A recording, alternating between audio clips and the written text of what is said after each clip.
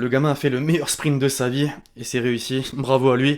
L'équipe, j'espère que vous allez bien. Jour J, on y est. Le Ballon d'Or 2021 sera connu dès ce soir. Alors je sais pas quand cette vidéo sortira. Avant, pendant, après, peu importe. Dites-moi si vous êtes d'accord avec le classement final. Moi je l'ai pas forcément à l'heure actuelle, vous avez capté. Mais comme c'est toujours quelque chose qui est suivi de près, en atteste cette déclaration du rédacteur en chef de France Football. Les fans seront ravis d'apprendre l'identité du 65e Ballon d'Or. J'en suis convaincu. J'ai tellement hâte, je vais pas vous mentir. Et d'ailleurs, le bonhomme, en plus de l'interview pour Téléfoot, en a réservé une pour le New York Times. Voilà comment ajouter de la hype pour l'année prochaine et les années à venir. Même concrètement, Ronaldo n'a qu'une ambition et c'est de prendre sa retraite avec plus de ballons d'or que Messi. Est-ce que ça va être possible? Bah la suite nous le dira. Bref, les amis, aujourd'hui vous avez capté, c'est pas le sujet du jour. On va aborder l'actualité des dernières rumeurs de transfert. Il s'est dit encore pas mal de choses ces derniers jours. Un dossier sur lequel on s'est déjà penché, Pochettino. En parallèle, je vous rassure, il y en a plein d'autres et heureusement d'ailleurs. En Angleterre, avec Newcastle qui n'aura d'autre choix que d'avancer ses pions. Le Barça qui certes est en pleine crise, mais avec Xavi aura des coups à faire cet hiver. Je vais pas en dire plus avant de parler concret. Je rappelle que la série est sponsorisée par OneFootball, l'application numéro 1 sur toute l'actualité du ballon rond, toujours gratuite évidemment et dispo dans la description. Et tant qu'à faire, c'est très important sur la série, vous jouez le jeu vraiment et ça me fait vraiment plaisir. Continuez tout simplement les amis, merci vraiment à tous ceux qui le font.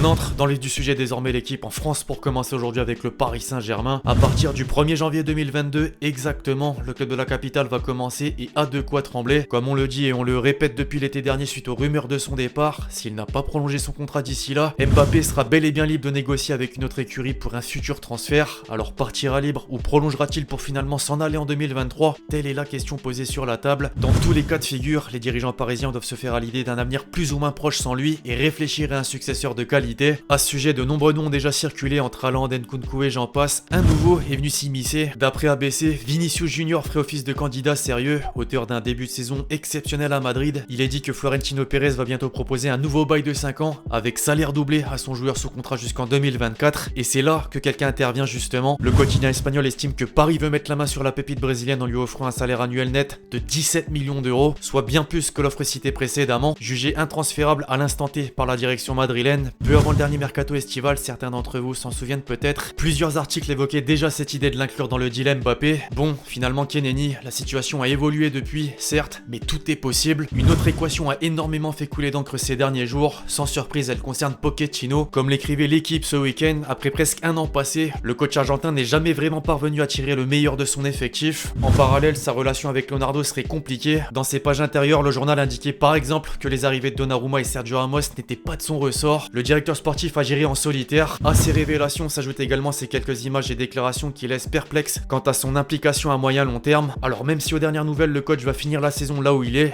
absolument personne n'est passé à côté de cet engouement outre-Manche. Dès l'éviction d'Ole Gunnar Solskjaer, Poch faisait les gros titres. Durant toute la semaine, un retour en première ligue, cette fois à la tête des Red Devils, s'était évoqué. Pendant ce temps, en France, un potentiel remplaçant s'est corrélé au dossier. Zidane, on a longuement parlé de la chose dernièrement, inutile de le refaire. Finalement, rien ne s'est fait et visiblement rien ne se fera. En revanche, là c'est officiel, ce jour la direction mancunienne a annoncé l'homme qui va assurer l'intérim. Ce n'est autre que l'expérimenté Ralf Rangnick, un choix qui, à peine annoncé, pourrait avoir son incidence. Après cette nomination, la presse anglaise voit là comme un avantage afin de convaincre un certain Erling Haaland. Oui, car faut savoir qu'en janvier 2019, l'Allemand qui occupait le poste de directeur sportif au sein de la galaxie Red Bull a directement joué dans la balance pour la signature du Norvégien à Salzbourg. Un bis repetita n'est donc pas à exclure. Par contre, la concurrence est rude et on la connaît. Le Real, par le biais d'Ancelotti en conférence de presse, vient d'ailleurs de s'avancer. Je cite, Florentino a de gros projets pour juillet. Mbappé et Haaland, parlons-en plus tard, disait-il en rigolant. A noter que dans la continuité, Marca a dévoilé une information concernant Pogba. La position du club est on ne peut plus claire. La pioche n'entre plus dans les plans et tout repose sur les anciens. Kroos, Casemiro, Modric pour la saison prochaine, avec l'aide de Valverde et Camavinga. Bref, pour revenir du côté d'Old Trafford et si on fait le point,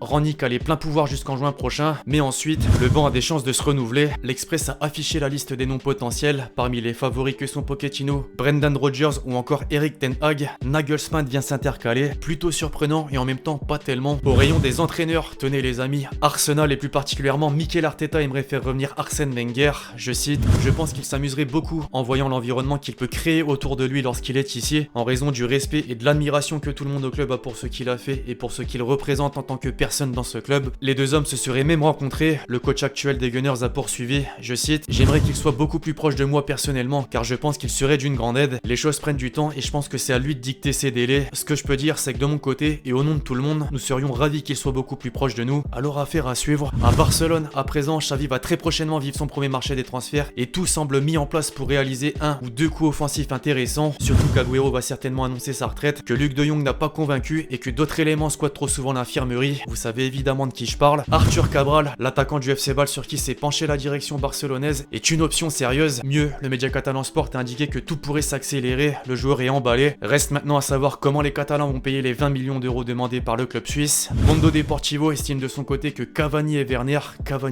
effectivement font partie des joueurs sondés. En manque de temps de jeu dans leurs clubs respectifs, les deux ne seraient pas contre se lancer un nouveau défi. Quitte à faire le tour des recrues potentielles citées, Sterling s'éloigne malheureusement après la décision de Manchester City de ne pas le vendre, tandis que son coéquipier Ferran Torres a donné son accord. L'Espagnol est prêt à baisser considérablement son salaire comme le confirme Foot Mercato et le Barça aurait formulé une offre. Gérard Romero annonce un montant de 50 millions d'euros, cependant les Citizens en demandent 70. À voir qui aura le dernier mot, on le saura bientôt. Enfin, et en lien avec tout ce qui a été dit, le cas Ousmane Dembélé devrait être géré. Si le français est apprécié au sein du club, notamment par le nouvel entraîneur, ses agents ne sont toujours pas parvenus à se mettre d'accord sur la prolongation de contrat. Si on en croit la presse espagnole, le champion du monde 2018 estime que la proposition salariale qui lui a été faite par le Barça est trop basse. D'autres clubs pourraient donc en profiter, dont Newcastle qui avait montré un intérêt il y a un mois de ça. Le club le plus riche du monde est prêt à répondre à ses exigences en lui proposant 15 millions d'euros par an, assorti d'une prime à la signature de 15 millions.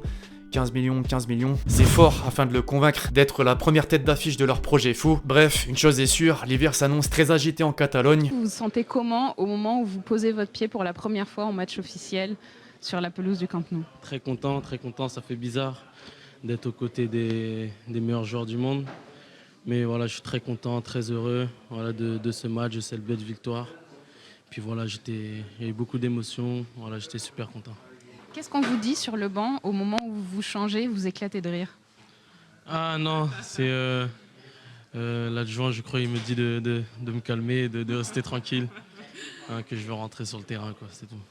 Parce qu'on vous voit ouvrir un grand sourire, c'est quand même un match qui est plutôt une réussite, une belle passe décisive, un beau geste pour Suarez. Vous faites déjà partie de la famille Barça.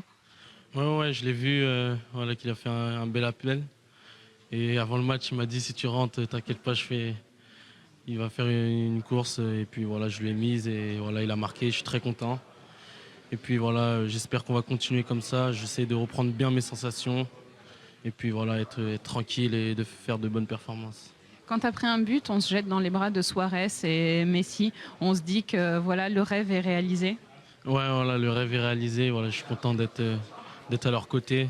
Voilà, c'était des joueurs exceptionnels. Lionel Messi, encore une fois, on l'a vu, il a mis 3 buts aujourd'hui. Voilà, j'ai l'impression que c'est facile pour eux, voilà, d'être à leur côté, c'est magnifique. Alors voilà, l'équipe, c'est tout pour cette vidéo sur l'actualité des dernières rumeurs de transfert. J'espère que vous l'avez kiffé, je compte sur vous et c'est le cas pour lâcher votre meilleur pouce bleu. Donnez-moi vos avis justement sur tout ce qui a pu être abordé aujourd'hui. D'ici là, on se retrouve très vite sur la chaîne pour de nouvelles vidéos. C'était XG. Ciao.